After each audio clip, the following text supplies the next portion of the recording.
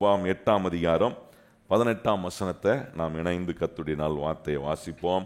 உன் தேவனாகிய கர்த்தரை நினைப்பாயாக, அவரே உன் பிதாக்களுக்கு ஆணையிட்டு கொடுத்த தம்முடைய உடன்படிக்கையை உறுதிப்படுத்தும்படி இந்நாளில் உனக்கு உண்டாயிருக்கிறது போல ஐஸ்வர்யத்தை சம்பாதிப்பதற்கான பலனை உனக்கு கொடுக்கிறார். ஆண்டவர் இந்த வேத பகுதியில் போன முறை நான் இதை பேசும்போது எப்படி ஆண்டவரே நம்மோடு ஒரு உடன்படிக்கை செய்து அந்த உடன்படிக்கைக்கு அவர் என்னெல்லாம் செய்திருக்கிறார், அந்த உடன்படிக்கை நிமித்தமாக நமக்கு எப்படி கர்த்தர் அந்த ஆசீர்வாதங்களை நிறைவேற்றக்கூடிய உண்மை உள்ள தேவனாக இருக்கிறார். இதில் ரொம்ப கவனம் செலுத்த வேண்டிய ஒன்று, ஆண்டவர் சொல்கிறாரு ஐஸ்வர்யத்தை சம்பாதிக்க பலனை கர்த்தர் கொடுக்கிறாரா. உன் தேவனாகிய கர்த்தரை நினைப்பாயாக. எப்படி நினைக்கணும்? கர்த்தர் என்னை ரட்சிப்பாருன்னு நினைக்கிறது மாத்திரம் இல்லை, கர்த்தர் என்னை சுகமாக்குவாருன்னு நினைக்கிறது மாத்திரம் இல்லை, கர்த்தர் எனக்கு அற்புதம் செய்வார்னு நினைக்கிறது மாத்திரமல்ல, கர்த்தர் எனக்கு இந்த உலகத்தில் என் உழைப்பின் மூலமாக கர்த்தர் தம்முடைய பலனை விளங்க பண்ணி எனக்கு வேண்டிய எல்லா பொருளாதார ஆசீர்வாதத்தையும் சம்பாதிக்க கர்த்தர் எனக்கு பலன் கொடுப்பார். எத்தனை பேர் விசுவாசிக்கிறீங்க? தேவனுடைய அனுக்கிரகம் இல்லாமல், தேவனுடைய ஒத்தாசை இல்லாமல் எதையும் நம்ம வாழ்க்கையில் அடையவே முடியாது. ஆண்டவரை ஒதுக்கி வச்சுட்டு ஆண்டவர் கொடுக்குற பலனை முக்கியப்படுத்தாம, அதுதான் வேதம் ரொம்ப தெளிவாக சொல்லுது, கர்த்தர் ஐஸ்வர்யத்தை கொடுப்பேன்னு சொல்லலை, அதை அந்த ஐஸ்வர்யத்தை அடைவதற்கான பலன். வாழ்க்கையில் உங்களுக்கு என்ன வேண்டுமானாலும் அந்த காரியங்களை அடைவதற்கான பலனையும் ஞானத்தையும் ஆற்றலையும் கர்த்தர் நமக்குள்ளே இருந்து உண்டாக்கி அதை எப்படி நம்முடைய வாழ்க்கையில் ஆண்டவர் அதை நிலைவரப்படுத்துகிறார் என்பதை நம்ம கவனிக்கணும். எல்லா காரியத்திலும் கர்த்தரை நினைக்கிறேன், ஆனால் இந்த பொருளாதார ஆசீர்வாதம் வரும்போது கர்த்தர் எனக்கு இந்த பொருளாதார ஆசீர்வாதத்தை சம்பாதிப்பதுக்கான பலனை கொடுக்கக்கூடிய தேவனாக இருக்கிறார்ன்றதை நான் விசுவாசிக்கலைன்னா, நான் சொல்கிறேன், கர்த்தர் நம்முடைய கையின் உழைப்பின் மூலமாய் உண்டாக்க விரும்புகிற பொருளாதார ஆசீர்வாதத்தின் முன்னேற்றத்தை அடைய முடியாமல் போய்விடுவோம். காலையில் நான் செய்தி கொடுத்த போது அதில் சொன்னேன், பொருளாதாரம் ஒவ்வொரு மனுஷனுடைய வாழ்க்கையிலும் ஒவ்வொரு நாளும் உபயோகப்படுத்தக்கூடிய ஒரு கருவியாக இருக்குது. பொருளாதாரத்தை இன்னைக்கு நான் இப்போ திருப்பியும் கேட்க விரும்புகிறேன், பொருளாதாரத்தை உபயோகப்படுத்தாத நபர் யாராக இருக்கீங்களா? அப்படிப்பட்ட புண்ணியவான் யாராக இருக்கீங்களா? என்ன, ஒவ்வொரு நாளும் எது உபயோகமாவதோ இல்லையோ, இந்த பொருளாதாரம் அது ஒரு கருவியாக நமக்கு உபயோகமாயிட்டே இருக்குது. இன்றைக்கி ஒரு வேளை கையில் கரன்சியாக உபயோகப்படுத்தினாலும் டிஜிட்டல் மணி ஆயிடுச்சு. ஜிபே வந்துருச்சு, கூகுள் பே வந்து என்னென்னமோ வந்துருச்சு. இப்போ பாக்கெட்லேருந்து பணம் எப்படி போகுதுன்னு நிறைய பேருக்கு தெரிய மாட்டேது, எல்லாம் டிஜிட்டலாக போகுது. அந்த காலத்துலாம் சொல்லுவாங்க கையில் காசை வச்சு கொஞ்சம் செலவு பண்ணுங்க, அப்போ தான் எவ்வளோ செலவு கையில் விட்டு போகுதுன்னு தெரியும். இன்றைக்கி டிஜிட்டலாக போகிறதுனால எவ்வளோ போகுதுன்னே தெரிய மாட்டுது. என்ன சொல்ல வரேன், பொருளாதாரத்தை எல்லா காரியங்களுக்கும் நம்ம உபயோகப்படுத்துகிறோம். இன்றைக்கி இங்கே வர்றதுக்கு சில பணத்தை செலவு பண்ணி தான் வந்திருக்கீங்க, சும்மா ஒன்றும் வரல. கிளம்பி வீட்டிலேருந்து கிளம்பி வண்டியில் வந்தீங்கன்னா வண்டிக்கு பெட்ரோலை ஊற்றணும், பெட்ரோல் ஓசிலையாக ஊற்றுறான். பெட்ரோல் பங்கில் போய் இருந்துட்டு நான் சர்ச்சைக்கு போகிறேன் ஊற்றியானா ஊற்றுவானா? கண்டிப்பாக ஊற்ற மாட்டான். ஆனால் அதுக்கு காசை கொடுத்தா அதுக்கு தான் அந்த பொருள், அது ஒரு பொருள். அதை பொருளாதாரம் என்பது ஒரு கருவி.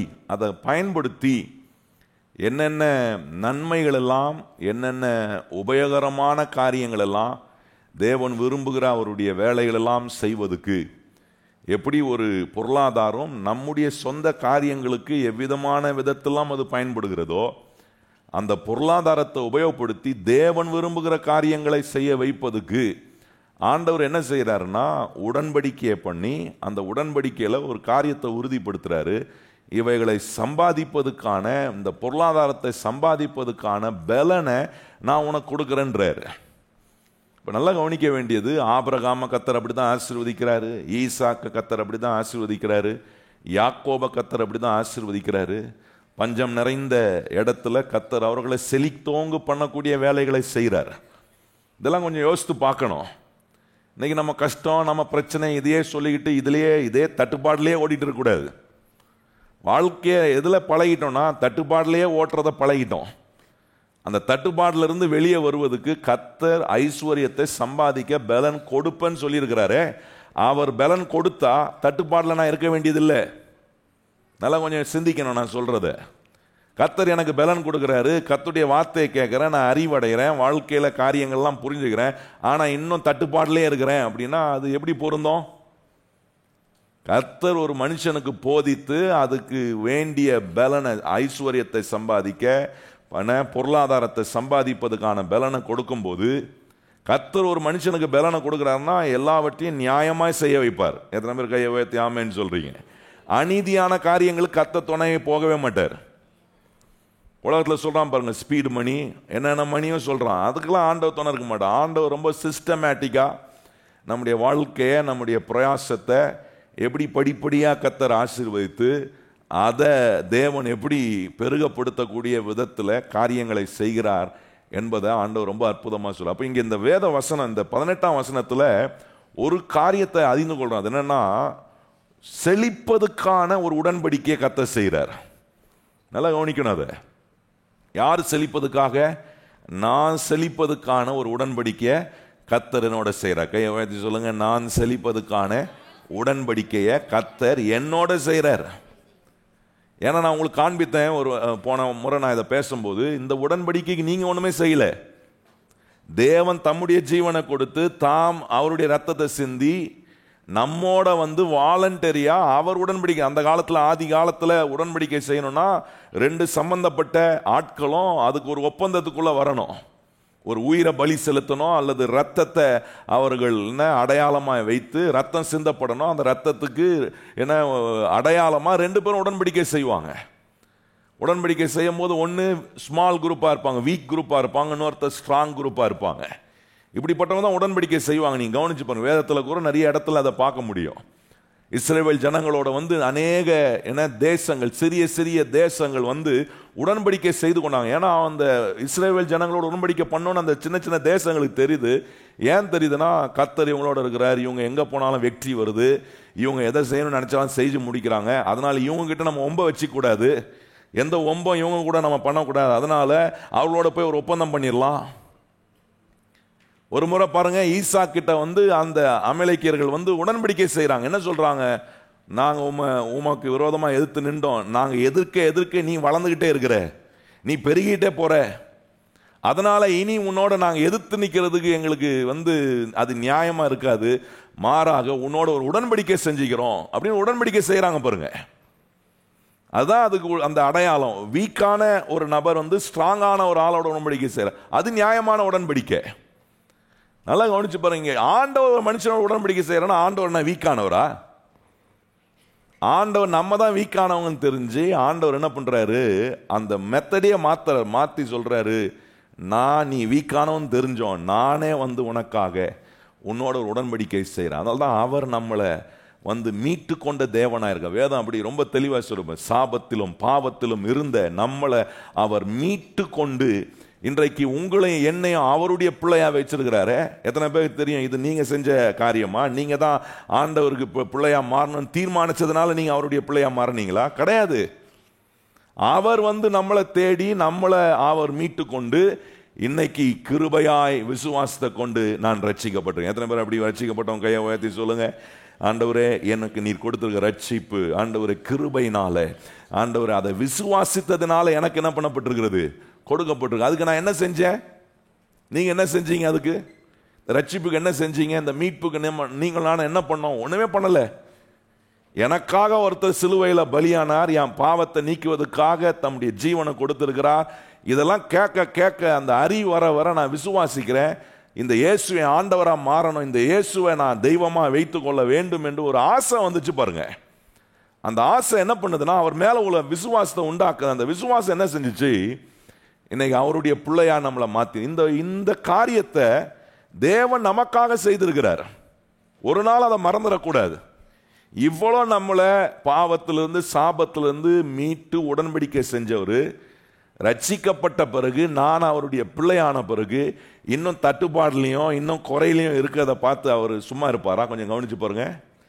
நம்ம பாவியா இருந்த போதே வேதம் சொல்லுகிறது, நாம் சத்துருக்களா இருந்த போதே அந்த சத்துருக்களா இருக்கிற நிலையை மாற்ற அவர் இறங்கி வந்து நம்மோட உடன்படிக்கை செஞ்சிருப்பாருன்னா, ரட்சிக்கப்பட்டு அவருடைய பிள்ளையா நான் மாறின பிறகு இன்னும் குறையோட, இன்னும் துன்பத்தோட, இன்னும் ஒரு எல்லா தோல்வியோட என் வாழ்க்கை இருந்தா கர்த்தர் அதை ஒரு நாளும் அனுமதிக்க மாட்டார். மறுபடியும் வந்து நமக்கு ஒன்று நினைப்பூட்டுறாரு, என்னன்னா, நான் செழிப்பதுக்கான உடன்படிக்கையை கர்த்தர் என்னோட செய்கிறார். கையை சொல்லுங்க, நான் செழிப்பதுக்கான உடன்படிக்கையை கர்த்தர் என்ன பண்றாரு? என்னோட பண்றாரு. இப்படி தேவனை நினைக்கணும். இப்படி நினைக்க மனசு வரமாட்டுதே. ஐயோ அது தப்பு போல, என்னமோ இது நம்ம பெரிய தெய்வ குற்றம் மாதிரி நினைச்சுக்கிறாங்க. கர்த்தர் வந்து நம்மளை செழிப்பதுக்கான உடன்படிக்கை அவர் வச்சுக்க, அதை நினைச்சா பெரிய என்னமோ தெய்வ குற்றம் பண்ணிட்டோம்னு நினைக்கிறாங்க கிறிஸ்தவங்க. அப்படிலாம் இருக்கக்கூடாது. இதெல்லாம் வந்து பிசாசு நம்முடைய மனசையும் இருதயத்தையும் தேவன் நமக்காக செய்திருக்கிற இந்த செழிப்பதுக்கான உடன்படிக்கைக்குள்ள நம்ம வராதபடிக்கு இப்படிப்பட்ட எண்ணங்கள்லாம் கொடுத்து அதை விட்டு தூரமாக்கி வாழ்க்கை எப்பொழுதுமே குறைவுள்ளதாகவே இருப்பதுக்கான நிலையில இன்னைக்கு பிசாசு நிறைய கிறிஸ்தவர்களை திருப்தி ஆக்கிட்டான். எதுல? குறையிலேயே வாழ்றத திருப்தி ஆக்கிட்டான். நல்லா கவனிங்க. குறையில இருக்க மாட்டேன், குறையிலிருந்து நான் மீண்டு வரும், அதை எதிர்த்து போராடணும்.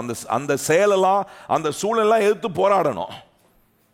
எதுக்கோ போராடுறோம். இன்னைக்கு நம்முடைய வாழ்க்கையில குறை விழுந்தா, ஆண்டவரே நான் குறையில் இருக்கக்கூடாது, நான் குறையில் இருப்பதுக்காக நீர் என்னோட உடன்படிக்கை செய்யல, இதுல நான் வெளியே வரணும். எப்படி வரணும் ஆண்டவர்? எப்படி வருவது? அந்த வர வைக்கிறதுக்கு தான் கர்த்தர் சொல்ற, நான் உனக்கு பலன் கொடுக்கிறேன்.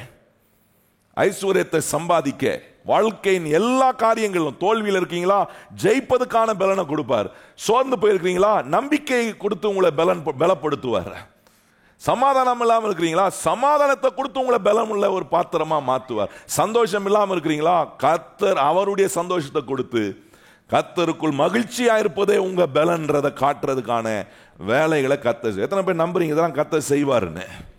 இதெல்லாம் இந்த வருஷம் கர்த்தர் நமக்குள்ள இருந்து செய்கிறத அனுபவிக்கக்கூடிய ஒரு ஆண்டாரு. பாருங்க, ஒரு உதாரணத்தை இன்னைக்கு உங்களுக்கு முன்பாக எடுத்து, யோசேப்பு உதாரணமா எடுத்து உங்களுக்கு இந்த காரியங்களை காட்டுறேன். பாருங்க, எப்படி ஆண்டவர் செழிப்பதுக்கான ஒரு உடன்படிக்கையை ஒரு மனுஷனோட செய்யறாரு. உடன்படிக்கை செய்யப்பட்ட ஒரு மனுஷனா நம்ம இருக்கிறோம் அப்படின்னு நமக்கு தெரிஞ்சிச்சுன்னா, நான் சொல்றேன், எந்த சூழ்நிலையிலும் எவ்வளவு பேர் நம்மளை எதிர்த்தாலும் கர்த்தர் அது நடுவே நம்மளை கர்த்தர் ஆசீர்வாதமா ஆக்கிக்கிட்டே இருப்பார். எத்தனை பேர் விசுவாசிக்கிறீங்க? கர்த்தர் நம்மளை அது நடுவே ஆசீர்வாதமா இருக்கக்கூடிய வேலைகளை ஆண்டவர் செய்து கொண்டே இருப்பார். நீங்க கவனிச்சு பாருங்க, ஆண்டவர் யோசேப்புக்கு சொப்பனத்தை கொடுத்து அந்த சொப்பனத்தில் அவனை என்னவா ஆக்குவன்னு சொல்றாரு. அவன் பாருங்க, சொப்பனத்தை சொல்றான். சில நேரம் எல்லாத்தையும் போய் எல்லார்கிட்டையும் சொல்லக்கூடாது. கர்த்தர் சொல்றத, கர்த்தர் சொன்னதை மனசுக்குள்ளேயும் இருதயத்துக்குள்ளேயும் ஸ்ட்ராங்கா வச்சு அதை விசுவாசிச்சு நம்ம ஆண்டவர் சொல்றபடி செஞ்சுட்டு போயிட்டே இருக்கணும். இவன் பண்ணாம பாருங்க, போய் எல்லார்கிட்டையும் சொன்னான். வெகுளியா போய் தான் குடும்பத்தில் இருக்கிற சகோதரன்லாம் கூப்பிட்டு சொன்னான். கர்த்தர் சொல்றாரு, ஏன் கதிர் ஓங்கி நிற்கும், நீங்களாம் தலை வணங்கி நிற்பீங்க அப்படின்னு சொன்ன உடனே இவன் நினைச்சான் என்ன எல்லாரும் சந்தோஷப்படுவாங்கன்னு நினைச்சான். ஆனால் ஒருத்தனும் சந்தோஷப்படல. எல்லாரும் என்ன பண்ணானுங்க? பொறாமப்பட்டான். அது எப்படி? நாங்கள் வந்து உனக்கு தலை குனிஞ்சு நிற்போமா? ஏன் வேதம் சொல்லுது, அவங்க யாக்கோபுக்குறோம் கேள்விக்காரன். அப்படின்னா என்ன, நான் உங்கள் அம்மாலாம் வந்து உனக்கு முன்னாடி தலை அணிஞ்சு நீ போன்றியா அப்படின்னு கேட்குறாரு. நல்லா கவனிங்கள். இது இந்த காரியம் அவனுக்கு வந்த உடனே கர்த்தர் அவனுக்கு சொப்பனத்தின் மூலமா இதை தான் உனக்கு நான் செய்ய போறேன்னு ஒரு உடன்படிக்கை பண்றாரு. அவனோட ஒரு உடன்படிக்கை செய்திருக்கிறதுனால தான், நல்லா கவனிங்க, யோசேப்போடு கர்த்தர் உடன்படிக்கை செய்திருக்கிறதுனால தான் அவனை என்னவாலாம் ஆக்க போறன்றதை அவனுக்கு காட்டுறாரு. நல்லா கவனிக்கணும். தேவன் ஒரு மனுஷனோட உடன்படிக்கை செய்யலாம், அவனுக்கு எதையும் காட்ட மாட்டார். இன்னைக்கு நம்மளை இந்த இடத்துல கூட்டு வந்து கர்த்தர் இவ்வளவு காரியங்கள் நம்மளோட போதிக்கிறாருன்னா, நம்மளோட உடன்படிக்கை பண்ணியிருக்கிறதுனுடைய விசேஷம் நம்மளை என்னவா ஆக்க விரும்புறாரு. ஏன் இன்னைக்கு இந்த சபைக்கு ஆண்டவர் இப்படிப்பட்ட வாக்குத்தத்தத்தை கொடுக்கிறார்? இன்னைக்கு இருக்கிறத காட்டிலும் நீ 1000 மடங்கு அதிகமாகக்கூடிய ஆசீர்வாதத்தை நான் உனக்கு உண்டு பண்ணுவேன். ஏன்? கர்த்தர் இதெல்லாம் நம்மோட செய்திருக்கிற உடன்படிக்கை ஆண்டவர் இவ்வளவு விசேஷமா இருக்கிறதுனால இதெல்லாம் செய்வதற்கான அற்புதமான வழிகளை கர்த்தர் நமக்கு காட்டுகிறார். இதை சொன்னான் பாருங்க. சொன்னவன் அவனுக்கு என்ன வந்துச்சு? தூக்கி அவனை குழியில போட்டாங்க. குழியில போட்டு அவனை வந்து என்ன வித்து, இஸ்மவேல் கையில வித்து அங்கிருந்து போத்திபார் கிட்ட போறான். எகிப்தில் ஒரு அடிமையா எடுத்து செல்லப்படுகிறான். போத்திபா வீட்டில் ஒரு அடிமையா இருக்கிறான். வாழ்க்கை எப்படி இருக்கு பாருங்க. கர்த்தர் கொடுத்த சொப்பனம், கர்த்தர் கொடுத்த காரியங்களுக்கு எல்லாம் எதிராக இருக்கு. ஆனா இவனுக்கு ஒன்று மாத்திரம் தெரியும், என்னோட உடன்படிக்கை பண்ணின கர்த்தர் நிச்சயமா இந்த சூழ்நிலையெல்லாம் தாண்டி வருவதற்கான பலனை கர்த்தர் எனக்கு கொடுப்பார். எத்தனை பேருக்கு தெரியும் கர்த்தர் உங்களோட உடன்படிக்கை பண்ண எந்த சூழ்நிலைக்குள்ள எவ்வளோ குழியில் இருந்தாலும் அந்த குழியிலிருந்து மேலே ஏறி வருவதற்கான பலனை கர்த்தர் கொடுப்பார். எத்தனை பேர் விசுவாசிக்கிறோம்? கையை வச்சு கர்த்தர் எப்பேற்பட்ட ஆழத்திலிருந்து என்னை தூக்கி கொண்டு வருவதற்கான பலனை கர்த்தர் எனக்கு நிச்சயமா கொடுப்பார். அதான் நம்பினான் பாருங்க. நம்பி இவன் அதுல ஸ்ட்ராங் ஆனான். கர்த்தர் கண்டிப்பா எனக்கு பலன் கொடுப்பார். என் கதிர் ஓங்கி நிமிர்ந்து நிற்கிறதுக்கான பலனை கர்த்தர் எனக்கு உண்டு பண்ணுவார். தேவன் ஒரு மனுஷனோட உடன்படிக்கை வைக்கிறாருன்னா அந்த மனுஷனுக்கு இந்த கான்ஃபிடென்ட் இருந்துகிட்டே இருக்கும். அவனை சூழ எவ்வளவு காரியம் நடந்தாலும் அவனுடைய உள்ளான மனசுக்குள்ள ஒன்று தெரிஞ்சுக்கிட்டே ஒரு நம்பிக்கை உண்டாயிட்டுன்னா நிச்சயமா ஒரு நாள் என்னை கர்த்தர் எழும்பி நிற்க வைப்பார். நிச்சயமா கர்த்தர் என்னை பலப்படுத்துவார். நிச்சயமா இதெல்லாம் நான் தாண்டி வருவேன். இதுலயே நான் விழுந்து கடக்க போகிறது இல்லை என்கிற ஒரு ஆணித்தரமான நம்பிக்கை யோசேப்புக்குள்ள இருந்ததுனால தான் எத்தனை தடைக்குள்ள போனாலும் அத்தனை தடையிலும் அவனை கர்த்தர் மேலதான் வைக்கிறாரு. நீங்க கவனிச்சு பாருங்க. இவனை கொண்டு போய் தூக்கி போடுறாங்க. அங்க வேதம் சொல்லுது, கர்த்தர் போத்திபா வீட்டில் அவனை ஒரு வேலைக்காரனா ஆண்டவர் அங்கே கொண்டு போய் விடுறாங்க. 39ஆம் அதிகாரம், ஆதியா 39ஆம் அதிகாரத்தில் கவனிச்சிங்கன்னா சில வசனங்கள் பாருங்க. 2ஆம் வசனத்திலிருந்து வாசிப்போமா? 2ஆம் வசனத்தில் என்ன சொல்லியிருக்கு பாருங்க. கர்த்தர் யோசேப்போடு இருந்தார், அவன் காரிய சித்தி உள்ளவனானான், அவன் எகிப்தியன் ஆகிய தன் எஜமானுடைய வீட்டில் இருந்தான், கர்த்தர் அவனோடு இருக்கிறார் என்று அவன் செய்கிற யாவையும் கர்த்தர் வாய்க்க பண்ணுகிறார் என்று அவன் எஜமான் கண்டு. நல்லா கவனிங்க, விளங்காதவனா இல்ல, உங்களோட கர்த்தர் உடன்படிக்கை பண்ணியிருக்கிறாருன்னா சில நேரம் நம்மளை பார்த்து விளங்காதவன் ஒன்றும், இவன் வந்தானா கை வச்சானா ஒன்றும் விளங்காது. எத்தனை முறை சொல்லியிருப்பாங்க யோசேப்பை பார்த்து, கொஞ்சம் யோசித்து பாருங்க. விளங்காதவன்னு சொன்னாங்க. ஆனா இவன் கை வைக்கிறதெல்லாம் தங்கமா மாறுது. எப்படி மாறுது பாருங்க. கோல்டன் ஹேண்டா இருக்கு அவன் கை. அவனை கர்த்தர் எப்படி ஆக்கிட்டாராம்? கர்த்தர் யோசேப்போட இருந்தார். கையை வச்சு சொல்லுங்க, கர்த்தர் யோசேப்போட இருந்தார். அதை எப்படி சொல்லணும்? கர்த்தர் என்னோட இருக்கிறாரு, அதனால நான் கை வைக்கிறதெல்லாம் என்னவா மாறும்? கோல்டனா மாறும். சொல்லுங்க, இது என்னவா மாறும்? தங்கமா மாறுதா பித்தளையா மாறுதா? நீங்க கை வச்சா விளங்குதா? விளங்குச்சுன்னா தங்கம், விளங்கலன்னா பித்தளை, டூப்ளிகேட்டு. கர்த்தர் நம்மள டூப்ளிகேட்டா இருக்க கர்த்தர் விரும்பல. கர்த்தர் ஒரு மனுஷனோட இருப்பார்னா அவனை இருக்கிற இடத்துல நிஜமாக்கி காட்டுவார். கையை வச்சு சொல்லுங்க, கர்த்தர் என்னோட இருக்கிறதுனால நான் இருக்கிற இடத்துல எனக்குள்ள இருந்து தம்முடைய நிஜமான வல்லமையை கர்த்தர் என்ன பண்றாரு? விளங்க பண்றாரு. இதை பாருங்க, ரொம்ப அற்புதமா சொல்லு. அவன் கை வைக்கிறான், அவன் கை வைக்கிறதெல்லாம் விளங்குது. அவனை காரிய சித்தி உள்ளவன் ஆக்குறாரு. கர்த்தர் அவனோட இருக்கிறாருன்னு அந்த போத்திபா, அந்த எஜமான் பார்க்கறான். என்னடா இவன் கை வச்சா எல்லாமே நடக்குது, நம்ம கை வச்சா கூட விளங்க மாட்டுது, ஆனா இவன் கை வச்சா எல்லாம் விளங்குதே. கர்த்தர் அப்படி உங்களை இந்த ஆண்டு நீங்க அதை நம்பணும். நாம பெருசா என்னத்தை செஞ்சு கிழிச்சிட போறேன் அப்படின்னீங்கன்னா பெருசா கிழிச்சினே தான் இருப்பீங்க நிறைய. நான் சொல்ல புரியுதா உங்களுக்கு? ஆண்டவன் நான் கை வைக்கிறதுல என்ன காரிய சித்தி உள்ளவன் ஆக்குவார். ஏன்னா என்னோட தேவன் ஒரு உடன்படிக்கை பண்ணியிருக்கிறார். நான் கர்த்தருடைய புள்ள, கர்த்தர் என் கூட இருக்கிறார். எத்தனை பேருக்கு அந்த நம்பிக்கை இருக்கு? கர்த்தர் என் கூட இருக்கிறார். சிலருக்கு சந்தேகம், கர்த்தர் இருக்கிறாரா இல்லையான்னு தெரியல, கேட்டு சொல்லுங்க பாஸ்டர். சிலர் என்கிட்ட கேட்பாங்க, எனக்கு கூட கர்த்தர் இருக்கிறான்னு தெரியல, நீங்கள் கொஞ்சம் ஜெபம் பண்ணி சொல்லுங்கள். ஆமாம், இது பெரிய இராணுவ ரகசியம். இதுக்கு ஒரு ஜெபம் பண்ணி உங்களுக்கு வேற சொல்லணும். நான் கர்த்தர் உங்களோட இருக்கிறாருன்றது தான் நிஜங்க. இதுக்கு எதிராக யார் என்ன சொன்னாலும் நம்பாதீங்க. உலகமே உங்களுக்கு எதிர்த்து நின்றாலும் கர்த்தர் உங்கள் பட்சத்தில் தான் நிற்கிறார். எத்தனை பேருக்கு தெரியும்? உலகமே எதிர்த்து நின்றாலும் நான் சொல்கிறேன், நீங்கள் நேசித்தவங்க கூட எதிர்த்தா கூட, நீங்கள் நம்பினவங்க கூட உங்களுக்கு எதிராக நின்றா கூட, நான் சொல்கிறேன், நீங்க நம்புற இயேசு உங்கள் பட்சத்தில் உங்களுக்கு துணையாய் நிக்கிற நல்ல தேவன் அவர். இதுதான் யோசேப்பு நம்பினா. சகோதரர் கைவிட்டாங்க, குடும்பம் கைவிட்டுருச்சு, சமுதாயம் கைவிட்டுருச்சு, அவன் இருந்த ஊரு கைவிட்டுருச்சு. ஏதோ தெரியாத, முன்ன பின்ன தெரியாத ஊருக்குள்ள வந்திருக்கிறான். யார் அந்த எஜமா? இந்த எஜமா எப்படிப்பட்டவன்? நமக்கு என்ன செய்வான்? நம்மளை நல்லா பார்த்துக்குப்பானா? நமக்கு அவனுக்கு உண்மையா வேலை செஞ்சா நமக்கு வேண்டியதெல்லாம் கொடுப்பானா? இதெல்லாம் அவனுக்குள்ள 1008 கேள்வி இருந்திருக்கும். யோசித்து பாருங்க. அது நடுவில் அவனுக்கு ஒன்று மாத்திரம் தெரியும், இல்லை இல்லை இல்லை, இவர்கள் எல்லாவற்றையும் காட்டிலும் என்னோட பேசின ஒரு தேவன் இருக்கிறார், எனக்கு உடன்படிக்கை செய்திருக்கிறதுனால எனக்கு சொப்பனத்தை கொடுத்தாரு, என்னை என்ன வாக்குவன்னு சொல்லியிருக்கிறாரு, அவர் என் கூட இருக்கிறாரு என்பதை யோசேப்பு நம்பினதுனால தான் எந்த இடத்துல போனாலும் அவன் கர்த்தரை நம்பி வேலை செஞ்சான். நல்லா கவனிங்க. போன எஜமான நம்பி வேலை செய்யல, அவனை அடிமையா எடுத்த எஜமான நம்பி வேலை. அப்படி வேலை செஞ்சுனா வச்சுங்க, அந்த எஜமா இவன் கர்த்தர் இவன் கூட இருக்கிறத பார்த்துருக்க முடியாது. ஆனா அந்த எஜமா பார்க்கறான், இவனோட கர்த்தர் இருக்கிறாரு. யோசிச்சு பாருங்க. விக்கிரத்தை வணங்குற ஒரு போத்திபா அந்த அந்த மனுஷன் என்ன பார்க்கறானா, கடவுள் இவன் கூட இருக்கிறாரே. நல்லா கவனிங்க. நம்ம எங்க வேலை செய்யறோம், என்ன வேலை செய்யறோம், எப்படி வேலை செய்யறோம், எங்க சூழ்நிலை வேலை செய்யறோம், அது முக்கியம் இல்லை. உங்களை எந்த இடத்துல கர்த்தர் வச்சிருக்கிறாரோ உங்களை சுத்தி இருக்கிறவங்க பார்க்கணும், கர்த்தர் உங்களோட இருக்கிறார் என்பதை காட்டுற அடையாளத்தை உங்க வாழ்க்கையின் மூலமா கர்த்தர் உண்டாக்குவார். சில சொல்லுவாங்க, நான் விக்கிற கோட்டைக்குள்ள நான் வேலை செய்யறேன். என்ன கோட்டைக்குள்ள வேலை செஞ்சாலும் அந்த கோட்டையில கர்த்தர் காணப்படணும், கர்த்தர் உங்க மூலமா அறியப்படணும். அப்படி அறியப்பட்டார்னா நீங்க கை வைக்கிறதெல்லாம் ஆண்டவர் சொல்றாரு. அதுல ரொம்ப அற்புதமா இருக்கு பாருங்க. யோசேப்போடு கர்த்தர் கூட இருந்தார், அவனை காரிய சித்தி உள்ளவன் ஆக்கினாரு.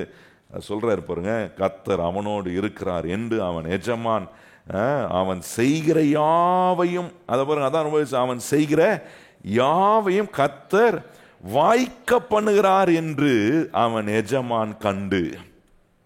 யோசேப்பின் இடத்துல 4ஆம் வசனம் பாருங்க, யோசேப்பின் இடத்துல தயவு வைத்து அவனை தன் ஊழியக்காரனும் தன் வீட்டுக்கு விசாரணைக்காரனுமாக்கி தனக்கு உண்டான யாவற்றையும் அவன் கையில் ஒப்புவித்தான். நான் கேட்கிறேன், ஒரு அடிமை கையில் இப்படி நடக்குமாங்க? நீ யோசித்து பாருங்க. வேலை செய்ய வைக்கலாம், அடிமையை கூப்பிட்டு மாடு மாதிரி வேலை செய்ய வைக்கலாம். எஜமா கூப்பிட்டு அடிமையா எடுத்துருக்கிறானா காசு கொடுத்து தானே வாங்குவான். காசு கொடுத்து வாங்கினதுக்கு 1000 மடங்கு அதிகமாக வேலை வாங்குவான். ஆனா என்னைக்காவது சரித்திரத்தில் காசு கொடுத்து வாங்கின எஜமா ஒரு அடிமைக்கு அவன் கையில் எல்லாத்தையும் ஒப்பு கொடுத்ததை பார்த்துருக்கீங்களா?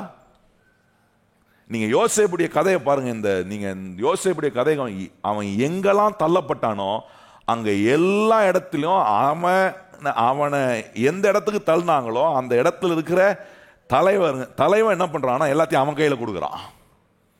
இது எப்படி ஆகும் கொஞ்சம் யோசித்து பாருங்க. ஒரு அடிமை கையில எல்லாத்தையும் எஜமான் கொடுக்க முடியுமா? கொடுக்க வச்சாரு. யார் அவன் கூட இருந்ததுன்னா, உன் கதிரை ஓங்கி நிமிர நிக்க வைப்பன்னு சொன்ன கர்த்தர் அவனோடு இருந்ததுனால இப்படிப்பட்ட அற்புதமான காரியங்கள் நடக்குது. நீங்க செய்யற வேலை, நீங்க இருக்கிற இடம், உங்க மேல இருக்கிற பாஸ் உங்களை சில சொல்லுவாங்க, நான் வேலை செய்கிற இடத்துல என் முதலாளி இருக்கிற சரியான கஞ்ச பிஸ்னாரி. அன்றைக்கி ஒரு சகோதரன் என்ன சொன்னார் பாருங்க, என் முதலாளி ஒரு சரியான கஞ்ச பிஸ்னாரி பாஸ்டர், அவ்வளோ வேணால் வேலை வாங்கிப்பார், நம்மளை வேலை வாங்கினதுக்கு கொஞ்சம் ஒரு அப்ரிஷியேட் பண்ணி, ஏன்னா அதுக்கு ஒரு இன்க்ரிமெண்ட் கொடுக்க. இது வரைக்கும் நடந்தேன், நான் 3 வருஷத்துக்கு மேலே வேலை செய்கிறேன், எவ்வளவோ பண்ணியிருக்கிறேன், இந்த 3 வருஷத்தில் ஒரு இன்க்ரிமெண்ட் கூட கொடுத்ததில்லை. நான் சொன்னேன், உங்கள் எஜமான் உங்களுக்கு இன்க்ரிமெண்ட் கொடுப்பான்னு நீங்கள் காத்தீங்கன்னா கண்டிப்பாக உங்களுக்கு இன்க்ரிமெண்ட் வராது. உங்களை ஆசீர்வதிக்கிற ஒரு கர்த்தர் இருக்கிறார் என்பதை அவர் மேலே உங்கள் கண்ணை வச்சிங்கன்னா உங்கள் எஜமான் மனசையே மாற்றுவார். எத்தனை பேருக்கு தெரியும் அது கர்த்தர் செய்ய முடியும்? எஜமானுடைய மனசையே மாற்றுவார் ஆண்டவர். திடீர்னு உங்கள் மேலே என்ன கவனத்தை கர்த்தர் கொண்டு வருவார். இவனுக்கு எதாவது செய், கர்த்தர் காட்டுவார். இந்த போத்திபாக்கு எப்படி ஆண்டவர் உணர்த்தினார் பாரு, அவனை பாரு, எத்தனை அடிமை இருக்கிறான், ஆனா இந்த அடிமை கை வைக்கிறான் பாரு, அவன்கிட்ட ஏதோ விசேஷம் இருக்கு பாரு, இவங்கிட்ட எல்லாத்தையும் கொடுத்து வை, இவனை நீ உன்னுடைய காரியங்களுக்கு அதிகாரியா நேமி. அப்படி நம்ம எங்க வேலை செய்தாலும் என்ன செஞ்சாலும் மனுஷன் உயர்த்துவான், நமக்கு அவங்க செய்வாங்க, நம்ம மேலதிகாரி செய்வாரு, ஒரு அதிகாரியும் செய்ய மாட்டாங்க. இருக்கிற நிலையிலிருந்து கவுத்து கீழே கொண்டு போறதுக்கு தான் இன்னைக்கு மனுஷன் இன்னொரு மனுஷனுக்கு வேலை செய்கிறான். எந்த மனுஷன் இன்னொரு மனுஷனை தூக்கி விடணும்னு நினைக்கிறதே இல்லை.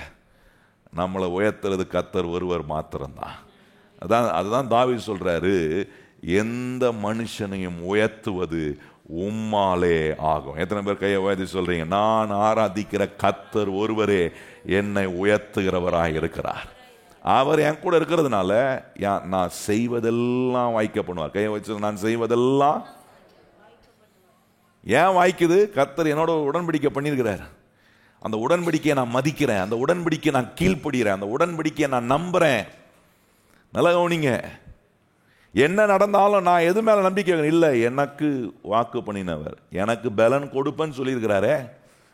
என் தேவனை நான் எப்படி நினைக்கிறேன், என்னை கைவிட மாட்டார்னு நினைக்கிறேன், என்னை பலவீனன் ஆக்க மாட்டார்னு நினைக்கிறேன். எனக்கு பலன் கொடுப்பார். என்ன நான் சம்பாதிக்கணுமோ, என்ன என் வாழ்க்கைக்குள்ள வரணுமோ அதை வர வைப்பதுக்கான பலனை என் ஆண்டவர் எனக்கு கொடுக்கிறவராக இருக்கிறாரு. இதெல்லாம் தான் யோசேப்பு நம்பினான் பாருங்க. போத்திபா கொண்டு வந்து அவன் கையில் எல்லாத்தையும் கொடுத்தானா? அதுக்கப்புறம் என்ன, போத்திபாவுடைய மனைவி அவன் மேலே தவறான குற்றச்சாட்டை போட்டு அவனை தூக்கி சிறைச்சாலைக்குள்ளே போடுறாங்க. அங்கே நடக்குது பாருங்க, அங்கே என்ன நடக்குது இங்கே நம்ம கவனிச்சோம். அந்த 4ஆம் வசனத்தை சொல்றாரு, யோசேப்பு அந்த யோசேப்பின் இடத்தில் தயவு வைத்து, நல்லா கவனிங்க, தயவு வைக்கும்படி கர்த்தர் அங்கே வேலையை செய்கிறார். அதே ஆண்டவர் நீங்க பாருங்க, பின்னாடி ஜெயில தூக்கி அவனை போடுறாங்க. ஜெயில தூக்கி போடும் போதும் அந்த ஜெயில இருக்கிற ஜெயிலர் என்ன பண்றான் பாருங்க, அவன் கையில கொண்டு போய் எல்லாரையும் மேய்க்கும்படி ஒரு அதிகாரத்தை கொடுக்குறான். யோசிச்சு பாருங்க, ஜெயில தூக்கி போட்டிருக்கிறாங்க, அங்க எப்படி அவனுக்கு தயவு கிடைக்கும்? அங்க சொல்லியிருக்கு பாருங்க, 20ஆம் வசனம் நினைக்கிறாங்க, சொல்லியிருக்கு, யோசேப்பின் எஜமான் அவனை பிடித்து ராஜாவின் கையிலே காவலில் வைக்கப்பட்டவர்கள் இருக்கும் சிறைச்சாலையிலே அவனை ஒப்புவித்தார்கள். அந்த சிறைச்சாலையில் அவன் இருந்தான். கர்த்தரோ யோசேப்போடு இருந்து அவன் மேல் கிருபை வைத்து சிறைச்சாலை தலைவனுடைய தயவு அவனுக்கு கிடைக்கும்படி, சிறைச்சாலையினுடைய அந்த அதிகாரி ஜெயிலருடைய தயவு கிடைக்கும்படி. எந்த சூழ்நிலையிலும் கர்த்தர் உங்களோடு செஞ்சிருக்கிற உடன்படிக்கையை நம்பி சார்ந்து இருப்பீங்கன்னா, எங்கெங்க தயவு உண்டாகணுமோ தயவு உண்டாகக்கூடிய வேலையை கர்த்தர் செய்வார். நான் சொன்ன பாருங்க, ஒரு அடிமை கையில் எல்லாத்தையும் ஒப்பு கொடுப்பாங்களா? கொடுக்கவே மாட்டாங்க. ஆனால் கர்த்தர் தயவு உண்டாச்சுன்னா, கர்த்தர் வழிகளை உங்களுக்காக திறப்பாருன்னா, நடக்கவே முடியாததை கூட நடத்தி காட்டுகிற அற்புதமான தேவன் இங்கே செஞ்சிருக்கிறார் பாருங்க. சிறைச்சாலைக்குள்ளே தூக்கி போடுறாங்க. சிறைச்சாலைக்குள்ளே இப்போ இவரை என்ன, ஜெயிலருடைய வேலையை இவர் செய்கிறார். யோசிச்சு பாருங்க, பேருக்கு தான் அவர் ஜெயிலர், ஆனால் உள்ள யார் தான் ஹெட்டு? யோசேப்பு தான் ஹெட்டு. எப்படி நடந்துச்சு? யோசேப்பு ஒன்று நம்பினா என் கதிரை நிமிர்ந்து நிற்க செய்கிற ஒரு தேவன் இருக்கிறார். இன்னைக்கு நான் கொஞ்சம் கீழே இருக்கிற மாதிரி இருக்கலாம், இல்லை அந்த கீழே இருக்கக்கூடிய சூழ்நிலையில் கூட கர்த்தர் எனக்கு தயவு பாராட்டிக்கிட்டே இருக்கிறார். ஏன்னா என்னை உயர்த்துவதுக்கு, என்னை மேலே கொண்டு வருவதுக்கு, கரெக்டான டைமில் கர்த்தர் எனக்கான உயர்வுகளை கர்த்தர் ஏற்படுத்துவார், நன்மைகளை உண்டாக்குவார், ஐஸ்வர்யத்தை சம்பாதிக்க பலனை கொடுப்பார். வாழ்க்கையில் நான் எதெல்லாம் சம்பாதிக்கணுமோ அதை சம்பாதிப்பதற்கான பலனை கொடுப்பார். சூழ்நிலைகள் எப்படி இருந்தாலும் அதை பற்றிய கவலை எனக்கு இல்லை. ஏன்னா அந்த சூழ்நிலை நடுவிலும் கர்த்தர் எனக்கு இன்னும் தயவு பாராட்டுகிற கர்த்தராகவே அவர் என் கூட இருக்கிறார். யோசேப்புக்கு காட்டுறாரு. போத்திபா வீட்டில் போறான், அங்க எல்லாத்தையும் அவங்க கையில கொடுக்கிறார். ஜெயிலுக்குள்ள போறான், ஜெயிலர் எல்லாத்தையும் அவங்க கையில கொடுக்கிறாரு. இது எங்கங்க நடக்கும்? ஒரு மனுஷனோட கர்த்தர் இருப்பாருன்னா, இது எதுக்கு காட்டுறாரு? இந்த சம்பவம் எதுக்கு இங்க பதியப்பட்டிருக்குன்னா, வாழ்க்கையில என்ன உச்சக்கட்ட சூழ்நிலைகளுக்குள்ள போனாலும் கர்த்தருடைய பிள்ளைகளோடு கர்த்தர் உடன்படிக்கை செய்திருந்தா, நான் சொல்றேன், கர்த்தருடைய தயவு உங்களுக்கு எந்த சூழ்நிலையிலும் விளங்கக்கூடிய ஒன்றாக கர்த்தர் அதை சாத்தியமாக்குறார். அதை உங்கள் வாழ்க்கையில் அதை நிஜமாக்குறதுக்கு தான் இந்த காரியங்கள்லாம் சொல்லப்பட்டிருக்கு. இதெல்லாம் சொல்லிட்டு நீங்கள் கவனிச்சு பாருங்கள், அங்கேருந்து ஆண்டவர் அவனை அடுத்த லெவலுக்கு உயர்த்துறார். சிறைச்சாலையிலிருந்து ஆண்டவர் அங்கே பார்வோனை சந்திக்கிற ஒரு வாய்ப்பை உண்டாக்குறாரு. இது ஏன் நடக்குது? கர்த்தர் ஒரு மனுஷனோடு இருக்கிறார், அவனோட உடன்படிக்கை செஞ்சிருக்கிறாருன்னா, நான் சொல்கிறேன், கர்த்தர் அந்த மனுஷனை ஒரு நாளும் மறப்பதே இல்லை. பானபாத்திரக்காரனுக்கு அவனுக்கு எல்லாத்தையும் சொல்லி கடைசி திருப்பியும் அவன் போய் பானபாத்திரக்காரன் ராஜாவுக்கு பானபாத்திரக்காரனா மாறிட்டான். மாறினவனுக்கு நாம வரல. திடீர்னு பார்வோனுக்கு இவனை ஞாபகப்படுத்துறதுக்காகவே ஆண்டவர் பார்வோனுக்கு சொப்பனத்தை வர வைக்கிறாரு. நல்லா கவனிங்க, உடன்படிக்கை செய்யப்பட்ட நம்மளை யார் மறந்தாலும் கர்த்தர் நம்மளை மறுபடியும் ஞாபகப்படுத்துறதுக்கான வேலையை அவர் செய்யாம இருக்கவே மாட்டார். மோர்தெகாயை மறந்தார்கள். ராஜாவுடைய தூக்கத்தை கெடுத்து ஆண்டவர் என்ன பண்ணாரு, மோர்தெகாய்க்கு மறுபடியும் நன்மை செய்வதற்கு ராஜாவுக்கு ஞாபகப்படுத்துறாரு. நல்லா கவனிங்க, மோர்தெகாய் யார்? தேவனோட உடன்படிக்கை செய்யப்பட்ட ஒரு மனுஷன், கடவுள் அவனோட பேசுற ஒரு மனுஷன், கடவுள் அவனோட இருக்கிற ஒரு மனுஷன், ஆண்டவரை சார்ந்து வாழ்ற ஒரு மனுஷன். அந்த மனுஷனெல்லாம் நான் சொல்றேன், இப்படி கடவுளை நம்பி தேவனை சார்ந்து வாழ்ற உங்களையும் என்னையும் கர்த்தர் ஒரு நாளும் மறக்கவே மாட்டார். எத்தனை பேர் கையை உயர்த்தி ஆமென்னு சொல்றீங்க? சூழ்நிலைகள் நடுவே யார் நம்ம நினைக்கிறாங்களோ இல்லையோ, நம்ம தேவனை நினைக்கணும். என்ன நினைக்கணும்? உன் தேவனாகிய கர்த்தரை நினைப்பாயாக. என்ன நினைக்கணும்? எனக்கு என்னோட ஒரு உடன்படிக்கை என்ன செழிப்பதுக்கான ஒரு உடன்படிக்கை செஞ்சிருக்கிறாரே, அதை கொஞ்சம் நினைக்கணும். பார்வோனுக்கு சொப்பனத்தை கொடுத்து அந்த சொப்பனத்தை போய் இவன் எவனுமே விளக்க முடியல. சொப்பனத்தை விளக்குறதுக்குன்னு நிறைய பேரை என்ன காசு கொடுத்து ராஜா வச்சிருக்கிறாரு.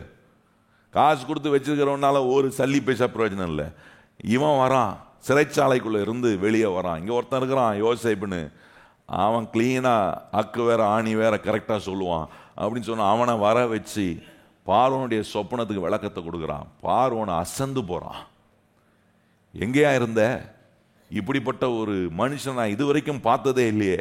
உன்னை போல தேவ ஆவியை பெற்ற இவ்வளோ ஒரு அற்புதமான மனுஷனை நான் பார்த்ததே இல்லையே அப்படின்னு சொல்லி, இந்த இப்போ பாருங்க, பார்வோன் போத்திபா கையில் கொடுத்தது மாத்திரம் இல்லை, சிறைச்சாலைக்குள்ளே ஜெயிலர் கையில் கொடுத்தது மாத்திரம் இல்லை, இப்போ பார்வோன் என்ன பண்ணுறாரு, எல்லாத்தையும் அவன் கையில் கொடுக்குறாரு. பாருங்க, கர்த்தர் ஒரு மனுஷனோட இருப்பாருன்னா அவன் கையில் கர்த்தர் எல்லாத்தையும் கொடுக்க வைக்கக்கூடிய வல்லமை உள்ள தேவன். அதுதான், அதை தான் காட்ட வரான் உங்களுக்கு. இந்த 3 இடத்துலையும் கவனிச்சு பாருங்க. போத்திபா வீட்டுக்கு போகிறான், அங்கே போத்திபா எல்லாத்தையும் கொண்டு வந்து யோசேப்பு கையில் கொடுக்குறான். சிறைச்சாலைக்குள்ளே போகிறான், சிறைச்சாலை ஜெயிலர் என்ன பண்ணுறான், எல்லாத்தையும் கொண்டு வந்து கொடுத்து நீ பார்த்துக்கப்பா, எல்லா பிரிசனர்ஸையும் நீ பார்த்துக்கோ அப்படின்னு சொல்லி அவன் கையில் கொடுக்குறான். இப்போ பார்வோன்ட்ட போகிறான். பார்வோன்ட்ட சொன்ன உடனே பார்வோன் பார்க்குறான், எப்பா இனிமேல் நான் பொறுப்பெடுக்கல, நீ பொறுப்பாக பார்த்துக்கோ, எல்லாம் நாட்டையே பொறுப்பாக பார்த்துக்கோ. என்ன மாதிரி ஒரு மாற்றங்க! நல்லா கவனிங்க. அதுதான் நான் சொல்கிறேன், கர்த்தர் உங்களோட செஞ்சிருக்கிற உடன்படிக்கையை லேசாக நினைக்காதீங்க. நான் என்னத்தை பெருசாக பண்ண போகிறேன் அப்படின்னு நினச்சிங்கன்னா ஒன்றும் பெருசாக பண்ண மாட்டீங்க. என்னோட கர்த்தர் உடன்படிக்கை செஞ்சிருக்கிறார். அவர் அந்த உடன்படிக்கையை நிறைவேற்றுவதற்கான பலனை கர்த்தர் எனக்கு கொடுப்பார். கையை வச்சு சொல்லுங்க, அந்த கர்த்தர் செஞ்சிருக்கிற உடன்படிக்கையை நிறைவேற்றுவதற்கான பலனை அவர் கொடுத்துட்டே இருக்கிறார். ஸ்ட்ரென்த் அங்கிருந்து வருது, அறிவு அங்கிருந்து வருது, தேவனிடத்திலிருந்து வருது. நமக்குள்ள வச்சிருக்கிற ஆற்றல் எல்லாம் கர்த்தர் ரொம்ப மகிமையானதா மாற்றுகிற வேலையை செய்ய ஆண்டவர் அவர் பலனை கொடுக்கிறாரு. இன்னைக்கு இதை நம்புங்க. இந்த வருஷத்தை கர்த்தர் உங்க எங்கெல்லாம் கொண்டு போவார் தெரியாது, ஆனா எங்கெல்லாம் கொண்டு போறாரோ அங்கெல்லாம் ஒண்ணு நடக்கும். என்ன நடக்கும்னா எல்லாம் உங்க கைக்கு வரும். எத்தனை பேர் நம்புறீங்க? அதை நம்புறோம் கையை உயர்த்தி ஆமென். எல்லாம் உங்க கைக்கு வரும், உங்களுக்கு நேரா வரும். கர்த்தர் அதை செய்வார். யோசேப்புக்கு செஞ்சாரு. இந்த வருஷம் அதான். அப்படி வரும்போது ஒன்று நடக்குங்க. இப்போ இருக்கிறத காட்டிலும் 1000 மடங்கு அதிகமாக்குற தேவ ஆசீர்வாதம் உங்களுக்குள்ள வேலை செய்யும். இதெல்லாம் கர்த்தர் செய்யற. இதெல்லாம் யோசேப்புக்கு செஞ்சிருக்கிறாருன்னா இன்னைக்கு நான் 100க்கு 100 நம்பலாம். எனக்கு கர்த்தர் நிச்சயமாய் அவர் அதை செய்ய உண்மை உள்ள தேவனாய் இருக்கிறார். பார்வோன் சொல்றான், பா சேர்ல மட்டும்தான், நான் சேர் மட்டும் விட்டுரு, சீட்டை மட்டும் வந்து தொட்டுறாத, மற்ற எல்லாத்தையும் நீயே பார்த்துக்கோ. ராஜாவுக்கு இருக்கிற ராஜாவுடைய சேர் மாத்திரம் விட்டுருப்பா, நான் சும்மா உட்காந்துக்கிறேன்பாங்க. அந்த சேர்ல உட்கார்றதுனால ஒன்றும் பிரயோஜனம் இல்லை, நான் சும்மா உட்காந்துக்கிறேன், நீ வேலை செய், நாடையே உன் கையில் கொடுக்குறேன். எகிப்து தேசத்துக்கு நீ பிரைம் மினிஸ்டராக இருந்து என்ன செய்யணுமோ செய்ப்பா. யோசித்து பாருங்க, அவன் என்னைக்கு எகிப்து தேசத்துக்கு பிரைம் மினிஸ்டர் ஆனானோ அன்னைக்கு தான் எகிப்து தேசத்தினுடைய வளனே உலகம் முழுவதும் பேசப்படக்கூடிய விதத்தில் மாறிச்சு.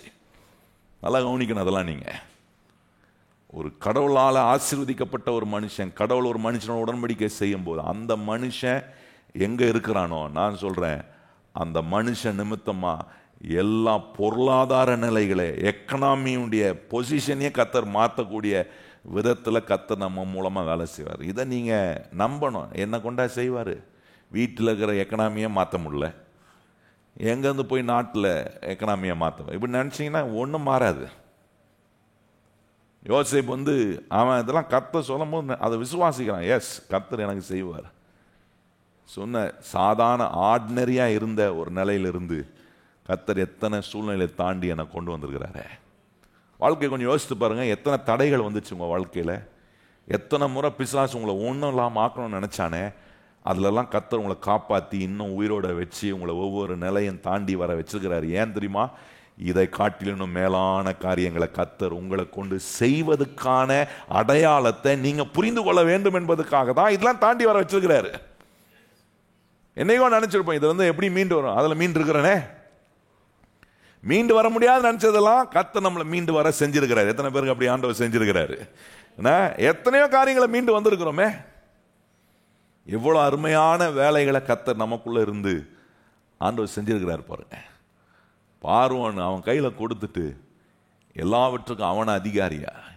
நான் இந்த அதிகாரத்தை வாசித்த போது எனக்கு ரொம்ப பிடிச்சது, எப்படி ஹேண்ட் ஓவர் பண்றாங்க பாருங்க. அவன் கையில் அடிமை கையில் அந்த நாட்டில் இருக்கிற சுப்ரீம் பவர்ல இருக்கிறவங்க எல்லாம் அவன் கையில் ஹேண்ட் ஓவர் பண்றாங்க. நல்லா கவனிக்கணும். அதை நடக்கவே முடியாத ஒன்ன இந்த யோசேப்புக்கு கர்த்தர் நடப்பித்து காட்டுறாரு. எப்படி கொடுப்பாங்க யோசிச்சு பாருங்க. இப்போ யோசேப் இந்த நாட்டுக்கே அவன் பிரைம் மினிஸ்டரா இருக்கிறான். அவங்க குடும்பத்தால் கேட்டபோது அவன் நம்பியிருப்பானா? கொஞ்சம் யோசித்து பாருங்க. பார்க்கறான், பார்த்தான், ஐயோ நம்ம இவனை குழியில தூக்கி போட்டவனாச்சே, இவனை கர்த்தர் எங்க எப்படி உயர்த்தி வச்சிருக்கிறாரு. நல்லா கவனிக்கணும். உங்களுக்கு குழி நோண்டினவங்க, உங்களை கீழே தள்ளணும்னு நினைச்சவங்க, உங்களை ஒன்றும் இல்லாமல் ஆக்கணும்னு நினைச்சவங்க, அவங்க ஒரு நாள் பார்ப்பாங்க, ஐயோ இவன் மேலேயா தெரியாம கையை வச்சோம், கர்த்தர் இவனை இப்படி உயர்த்தி இருக்கிறாரு அப்படின்னு பார்க்குற நிலையை கர்த்தர் நமக்கு உண்டாக்க முடியும். ஏன் முடியும்னா, என்னோட அவர் உடன்படிக்கை செய்து. எத்தனை பேர் கையை உயர்த்தி சொல்றீங்க? என்னோட கர்த்தர் அப்படிப்பட்ட உடன்படிக்கை செஞ்சிருக்கிறதுனால எங்கெங்கெல்லாம் நம்மளை உயர்த்தணுமோ அங்கெல்லாம் கர்த்தர் உயர்த்துவார். யோசேப்பு செஞ்ச ஒரே காரியம்தான், கர்த்தர் எனக்கு பலன் கொடுப்பார் என்பதை அவன் சார்ந்து கொண்டான். எதை சார்ந்துக்கிறீங்க? உங்க பலத்தை சார்ந்து கொள்றீங்களா? உங்க சாமர்த்தியத்தை சார்ந்து கொள்றீங்களா? சார்ந்து கொள்ளாதீங்க. கர்த்தர் கொஞ்சம் சாமர்த்தியம் கொடுத்துருக்கிறாரா, கர்த்தரை ஸ்தோத்திரம் பண்ணுங்க. ஆண்டவரே கொஞ்சம் திறமை உள்ளவனா வச்சிருக்க, நன்றி ஆண்டவரே, ஆனா இதை நான் சாரல, நான் உண்மை சார்ந்து கொள்றேன். நீர் பலன் கொடுப்பேன்னு சொல்லியிருக்கிறேன். உடன்படிக்கை செய்தவர் ஐஸ்வர்யத்தை சம்பாதிப்பதுக்கான பலனை, என்ன செழிப்புக்கான உடன்படிக்கையை என்னோட செய்தவர் சொல்றாரு, உனக்கு அதை நான் சம்பாதிப்பதுக்கான பலனை நான் உனக்கு கொடுக்கிறேன் அப்படின்னு சொல்லும் போது நான் அவரை சார்ந்து கொள்ளணும். என் அறிவை சார்ந்து, என் சுய அறிவை சார்ந்து கொள்ளக்கூடாது. ஆண்டவரை எப்படி செய்யணும், ஆண்டவரே எப்படி இதை ஆண்டவரை இதை செய்ய வைக்க விரும்புறீர், இப்படியெல்லாம் ஆண்டவரை சார்ந்து நம்ம இருக்கும்போது நான் சொல்றேன், கர்த்தர் உங்களை ஒரு பலத்த சேனையா கர்த்தர் ஒரு நாள் நிச்சயமா மாற்றுவார். இப்போ இருக்கிற நிலைகளெல்லாம் கர்த்தர் மாற்றி நிச்சயமா கர்த்தர் நமக்கு இந்த வருஷம் கொடுத்திருக்கிற வாக்குத்தத்தின்படியே உங்களுடைய பொருளாதாரத்தில், உங்களுடைய உழைப்புல, உங்களுடைய எதிர்கால திட்டங்களில் ஒன்றை பார்ப்பீங்க. இப்போ இருக்கிறத காட்டிலும் கர்த்தர் உங்களை 1000 மடங்கு அதிகமாக்குற ஒரு நிலை உங்களுக்குள்ள நடக்குது. அதை சாத்தியமாக்கி காட்டி உங்களை அநேகருக்கு முன்பாக கர்த்தர் நம்முடைய வாழ்க்கையை உயர்த்தியிருக்கிறார் என்கிற ஆண்டவர் மகிமைப்படுகிற சாட்சியை கர்த்தர் நம்முடைய வாழ்க்கையில் அவரால் செய்ய முடியும்.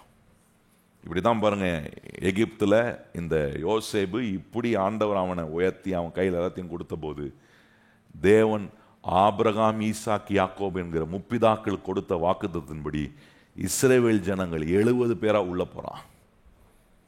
70 பேரா உள்ள போய் அவர்கள் அங்க பலத்து, எகிப்து நாட்டிலே செல்வந்தராய் யார் மாறுறாங்க கவனிச்சீங்கன்னா, இந்த இஸ்ரவேல் மக்கள். இவங்களை கர்த்தர் அப்படி பலத்திருக்கக்கூடிய ஒரு சேனையா மாத்துற. அதுக்கப்புறம் பார்வோன், யோசேப்பு காலத்தில் இருந்த பார்வோன் அவன் மரித்து போய் அதுக்கப்புறம் வந்த பார்வோன் இந்த இஸ்ரவேல் ஜனங்களுடைய அருமை தெரியாது, யோசேப்புடைய அருமை தெரியாது. என்ன செய்யறான், இவங்க எப்படி நம்ம நாட்டில் வளரலான்னு சொல்லி அவங்கள ஒடுக்குவதற்கு உண்டான வேலைகளை செய்கிறார்கள். அதுக்கு பிறகுதான் அடிமைத்தனத்துக்குள்ள போறாங்க. 400 வருஷத்துக்கு மேலாக அடிமையா இருந்தார்கள். கர்த்தர் மறந்துட்டாரா? கொஞ்சம் யோசித்து பாருங்க. கர்த்தர் மறுபடியும் தான் உடன்படிக்கையை அவர் நினைவு கூறுகிறார். என்ன நடந்தாலும் நம்முடைய வாழ்க்கையில தேவன் நம்மோடு செய்திருக்கிற உடன்படிக்கையை மாத்திரம் அவர் மறக்கவே மாட்டார். எத்தனை பேர் கையை உயர்த்தி சொல்லுங்க, கர்த்தரினோட செஞ்ச உடன்படிக்கை அவர் ஒருபோதும் எத்தனை காலங்கள் மாறினாலும் எத்தனை வருஷம் போனாலும் என்னோட அவர் செஞ்சிருக்க உடன்படிக்கையை மாத்திரம் அவர் என்ன பண்ண மாட்டார், மறக்கவே மாட்டார். மறக்கல பாருங்க, இந்த இஸ்ரவேல் ஜனங்களை மறுபடியும் மீட்டு கொள்வதற்கு மோசேவை அங்கேயே உருவாக்கி, அங்கிருந்து கொஞ்ச நாள் வெளியே போய் வெளியே அவனை உருவாக்கி திருப்பியும் எகிப்து தேசத்துக்கு கொண்டு வந்து அவனை இஸ்ரவேல் ஜனங்களுடைய மீட்பராக அவனை உபயோகப்படுத்தி, நேரம் இல்லை அதனால சுருக்கமாக சொல்கிறேன், அவனை மீட்பராக உபயோகப்படுத்தி அவன் மூலமாக ஆண்டவர் என்ன செய்கிறார், அற்புதங்களை செஞ்சு அங்கேருந்து 70 பேரா போனவங்க இன்னைக்கு புருஷர்கள் மாத்திரம் 6 லட்சம் பேராக மாறி ஒரு பெரு திரள் கூட்டமாக இருக்கு. அவர்கள் அங்கிருந்து பார்வோன் கையிலிருந்து கர்த்தர் விடுதலை பண்ணி, கர்த்தர் அவர்களுக்கு பொன்னையும் வெள்ளியும் கொடுத்து அவர்களை நல்ல சீமானா அங்கிருந்து வெளியே அனுப்புறாரு. நல்லா கவனிங்க, எதெல்லாம் புடுங்கினானோ சத்துரு அதெல்லாம் மறுபடியும் கர்த்தர் அவன் கையாலேயே கொடுக்க வைக்கிறாரு.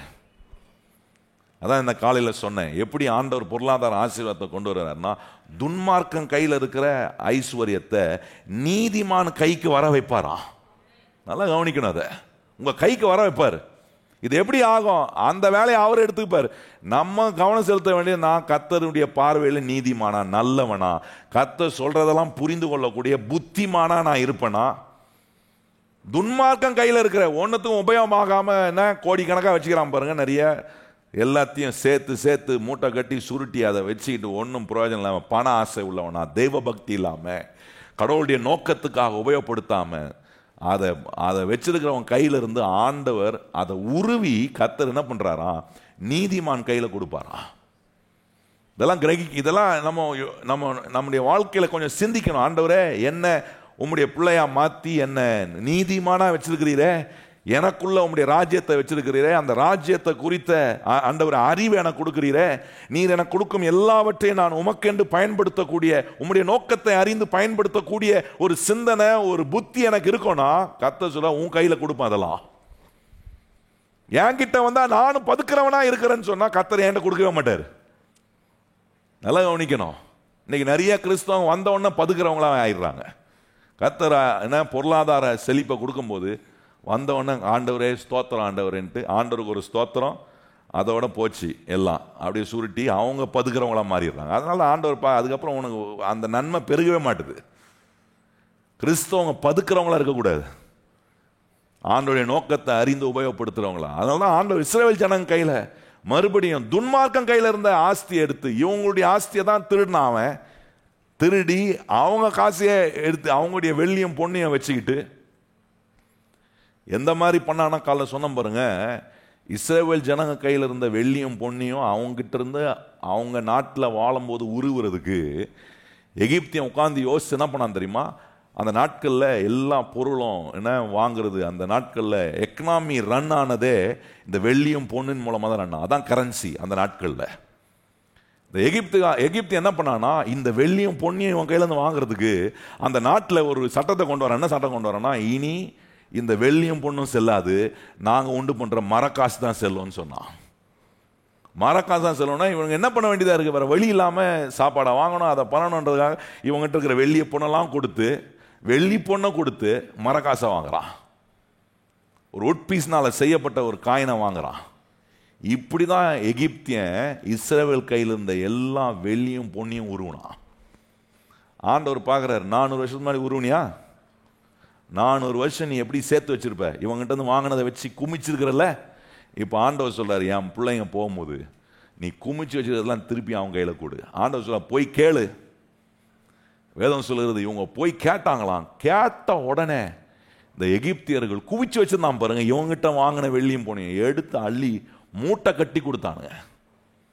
இந்த 6 லட்சம் பேரும் எகிப்து தேசத்தை விட்டு வெளியே வரும்போது ஓட்டாண்டியா வரல, ஏதோ இருக்கிறதுக்கு ஓட்டுறதுக்கு போனா போதும் அப்படின்ற மாதிரி வரல. அந்த 6 லட்சம் பேரும் அந்த எகிப்து தேசத்தை விட்டு வெளியே வரும்போது என்ன பெரிய சீமானா தான் கர்த்தர், வெள்ளியும் பொண்ணும் உடைய சீமான்களா, எல்லா உடை எல்லா காரியங்களும் ஒன்றுக்கும் குறைப்படலை, எதுவும் குறையோட அவங்க எல்லாம் வழிந்தோடுகிற ஒரு நிறைவோட தான் கர்த்தர் புறப்பட பண்ணினார்.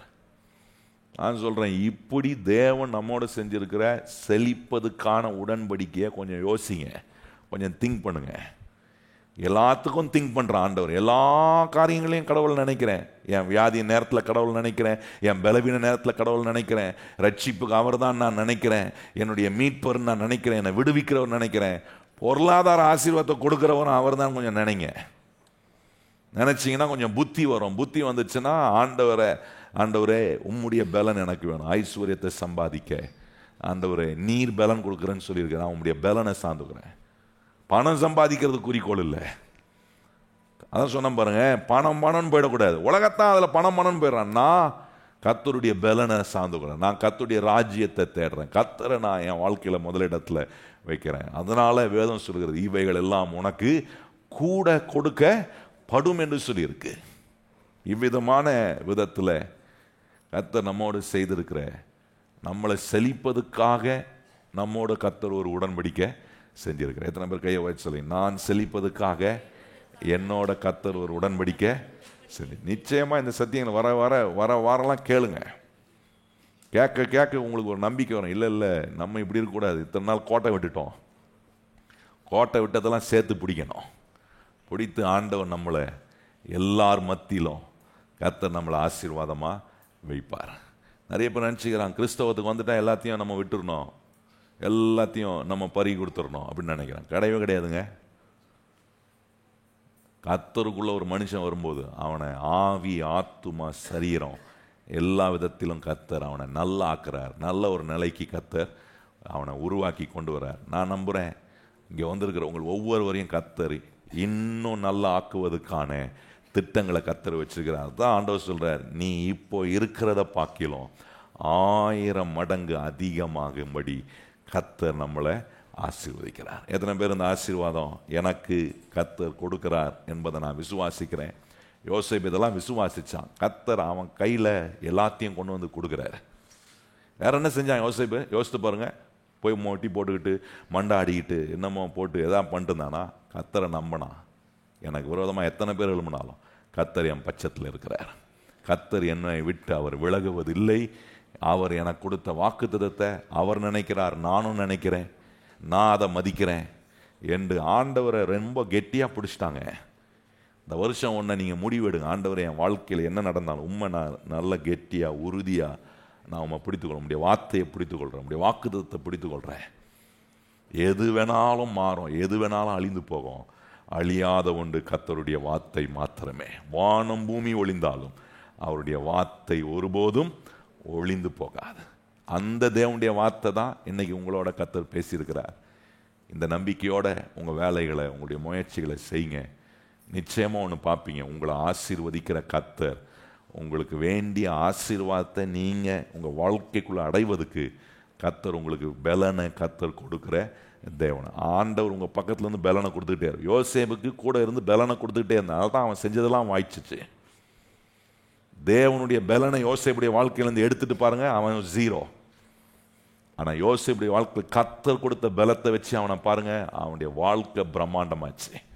நான் சொல்கிறேன், இன்னைக்கு நம்முடைய வாழ்க்கை பிரம்மாண்டமாகிறதுக்கு கர்த்தருடைய பலன், கர்த்தர் எனக்கு ஒவ்வொரு நாளும் பலன் கொடுக்குறார்.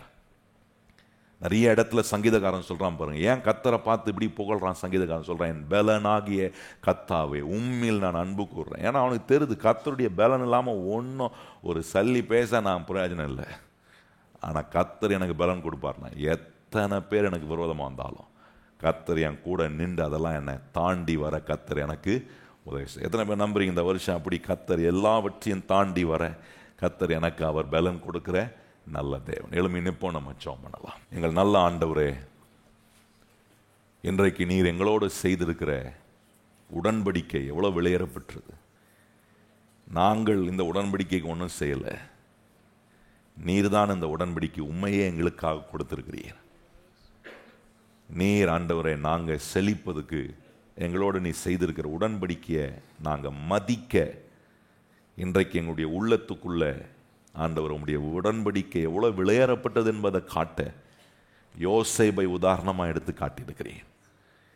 இங்கே இருக்கிற நாங்கள் ஒருவரும் ஆண்டவரை நீர் எங்களோட செய்திருக்கிற செழிப்பதுக்கான உடன்படிக்கையை கேர்லெஸ்ஸாக நாங்கள் ஹேண்டில் பண்ணக்கூடாது. ஒவ்வொரு நாளும் உம்முடைய பலன் எங்களுக்கு வேணும். ஒவ்வொரு நாளும் நீர் எங்கள் பட்சத்தில் இருக்கிறீர்.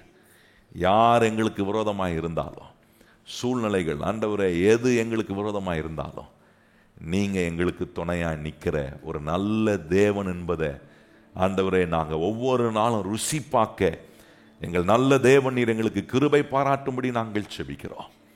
கேட்ட அந்த சத்தியங்கள் எல்லாம் உம்முடைய பிள்ளைகள் போய் தங்களுடைய வேலைகளை செய்யும்போது இதை உம்முடைய பிள்ளைகள் நம்பட்டும். எனக்கு பலன் கொடுக்க ஒரு தேவன் இருக்கிறார். எத்தனை பேர் கையை உயர்த்தி சொல்ல முடியும்? எனக்கு ஒவ்வொரு நாளும் ஒவ்வொரு வினாடியும் எனக்கு பலன் கொடுக்கிற ஒரு தேவன் என்னோட கூட இருக்கிறார். சொல்லுங்க கையை உயர்த்தி, ஆண்டவரே எனக்கு பலன் கொடுக்கிற தேவனாய் நீர் என் கூட, என் வேலையில் எனக்கு பலன் கொடுக்குறீர், என் தொழிலில் எனக்கு பலன் கொடு, என் குடும்பத்தில் பலன், என் உறவில் பலன் எனக்கு கொடுக்குறீர். பலனை கொடுக்க கொடுக்க ஆண்டவரே காரியங்கள் எல்லாம் வாய்க்கும், காரியங்கள் எல்லாம் நன்மைக்கு எதுவாய் முடியும்.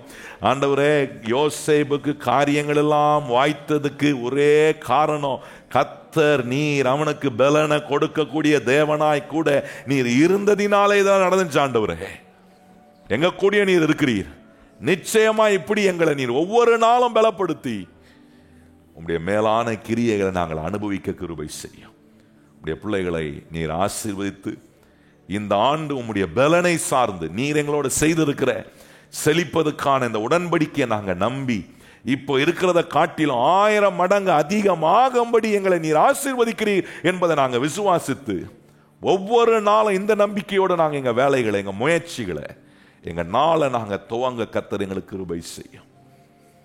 நீர் இல்லாமல் நாங்கள் ஒன்றுமே செய்ய முடியாதாங்க. எத்தனை பேர் அந்த வார்த்தையை சொல்ல விரும்புகிறீங்க? நீங்கள் இல்லாமல் ஏசப்பா எங்களால் ஒன்றுமே செய்ய முடியாது. ஆனால் நீங்கள் எங்களோட இருப்பீங்கன்னா எதையும் செய்ய வைக்க கர்த்தர் எங்களுக்கு பலன் தருகிறீர். எதையும் ஆண்டவரே செய்ய முடியாதுன்னு ஒன்றுமே இருக்காது. ஆண்டவரே எல்லாவற்றையும் செய்ய வைக்க பலன் தருவீர். அப்படி கர்த்தர் நீர் எங்களை ஒவ்வொரு நாளும் உம்முடைய பலத்தினால் நிரப்பி எங்களை வழி நடத்தும். உம்முடைய பிள்ளைகளை ஆசீர்வதித்து சமாதானத்தோடு தொடர்ந்து நல்ல ஆரோக்கியத்தில் உம்முடைய பிள்ளைகளை ஆண்டவரே பலப்படுத்தி வழி நடத்தும். எல்லா தீமைக்கும் நாசம் மோசங்களுக்கும் எங்களை விலக்கி பாதுகாத்துக் கொள்ளும். உம்முடைய கிருபை எங்களை தொடர்ந்து தாங்கி நடத்தும். உம்முடைய பிள்ளைகள் படைக்க இருக்கிற காணிக்கை, தசம பாகம் எல்லாவற்றையும் ஏற்றுக்கொள்ளும். இந்த வாரம் உம்முடைய பிள்ளைகள் போய் செய்கிற எல்லா வேலையிலும் மிகுதியான பலனை உம்முடைய பிள்ளைகள் ருசி பார்க்க, அறுவடை செய்ய உம்முடைய பிள்ளைகளுக்கு நீ தயவு பாராட்டுவீராக. எல்லா கன மகிமை துதி உமக்கே தருகிறோம். இயேசு கிறிஸ்துவின் அன்புள்ள நாமத்தில் வேண்டி ஜெபம் செய்கிறோம் எங்கள் பரிசுத்தம் உள்ள நல்ல பிதாவே, ஆமென். இப்பொழுது நம்முடைய கர்த்தராகிய இயேசு கிறிஸ்துவின் கிருபையும் பிதாவாகிய தேவனுடைய அன்பும் பரிசுத்த ஆவியானவருடைய அந்யோன்ய ஐக்கியமும் இன்றும் என்றும் சதா காலங்களும் நம் அனைவருடன் நிலைத்திருப்பதாக, ஆமென். எல்லாரும் இணைந்து சொல்லுவோம். என் ஆத்துமாவே கர்த்தரை ஸ்தோத்திரி, என் முழு உள்ளமே பரிசுத்த நாமத்தை ஸ்தோத்திரி. என் ஆத்துமாவே கர்த்தரை ஸ்தோத்திரி, கர்த்தர் செய்த சகல உபகாரங்களையும் மறவாதே.